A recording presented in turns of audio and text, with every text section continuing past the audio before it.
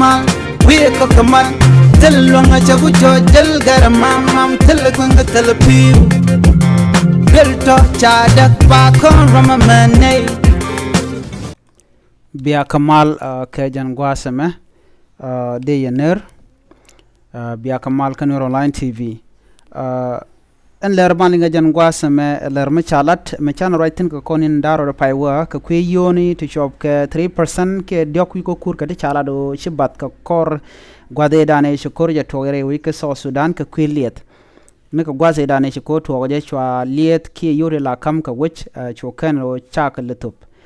kajan gwasame man balingtin chala do cha yu to shop ke million ti jen ngwani baro dollar cha ka kwal ka liɛth re wich ka so Sudan agenda na bala de no en kwela kwala ka ajen do bana bana link ka jan gwasame gore jin bi subscribe ki bi nywa ne ko ken bana shure ler man bana lat shala daram en la kwerang ka Ramadan la commissioner Michel ka padiet kak re wich karang county ka penal state en o sha yu ti million ti jan ngoni de baro cha ka kwal ka yu tin la jeka ka yu la jeka ka liet kan yu to shit ke me shala do de 3% ke dogu ko kurka de ka kam ko wich ka te ndana te ke lies ka jere wi ka so Sudan shala do sha yu do shop ke jen ngwani de baro ke million jen ngwani de baro la 47 million dollar te sha kwal re liet jen do badana shala ke jen shala da kak padiet kak en la commissioner no sha yu di al kamrar ekuche re banka ka central bank te re wish kamalakal jikware te jikwar tin kon let kan kel ko jana kwar te kene te kel ke ja ne to shala do shi yu to shi kan kamrar shala dan kak padiet kak en la commissioner we karan kanti no me shene tin te pinde jogano ba na atliap shune de to shu kan right de shu kan look ka shune to shu ka jian shu ka re ka malakal ka shu kan yo kamrar ka central bank branch entre wish ka malakal ka shanka jandaru de diok ka padiet ron kin daru jandaru de diok jene togre ka mokaja shela den ka padiet ka gano kan yu de ti ka yu ti sha kamrar netin kon ti la jikware to shop ka jandaru de baro ti la members ka jekel ka chan jandaru de diok ka padiet ron kin daru jandaru de diok ajen ron ki jen shenge dan e kam ko yure torar ka je kamalakal shikak padiet ka galar no shene di shop ka jendare de baro shaka yen ka jen ku yun toto ka shu togo no shane to shagalun lora bang atele tich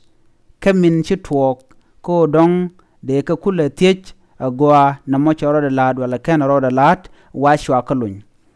kane tin lun ne to kane tin tere wis ka juba tin la ministry kine de konlet ka parliament ke luakan bor re wich ka sa Sudan chwane to chwa ko luin lora bang chit kamen chelat en kwar kak padiet kak en la commissioner re wich karang chela no chetaka bonen ti chop ka badak ti chakwany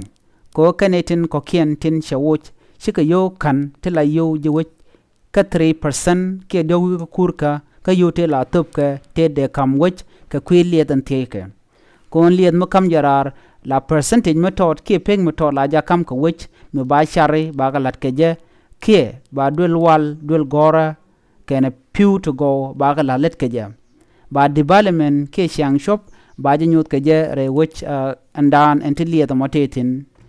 mi mo chwa je gano chakan kan 3% en kon la tup ke ne ko gwase dane shi so Sudan me chetere ka karon kin daro de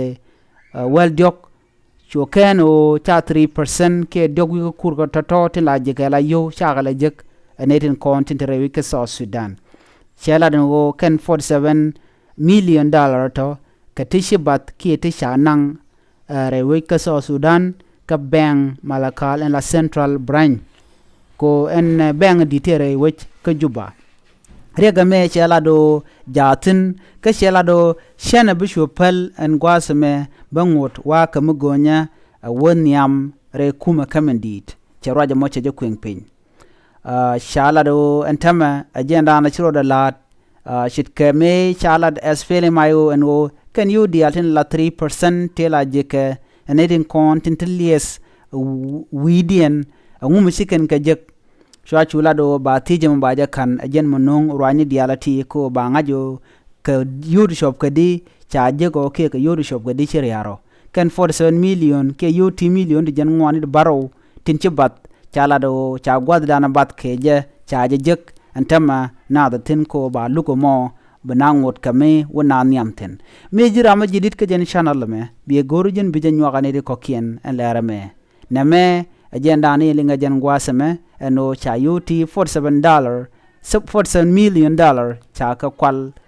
ka yo liɛth tin konti de jek eneden konti la jiwich rewi ka South Sudan ka yoti chala do kenden konde la dul wal dul gora ke de putugo de ga nunga je rewi ka South Sudan gondin konti de list ticketin na me jele de yen linga jan gwasame bi atikamal mi jiram jidit ke jen channel me bi gorujin bi jen nyakane de kokien bye bye.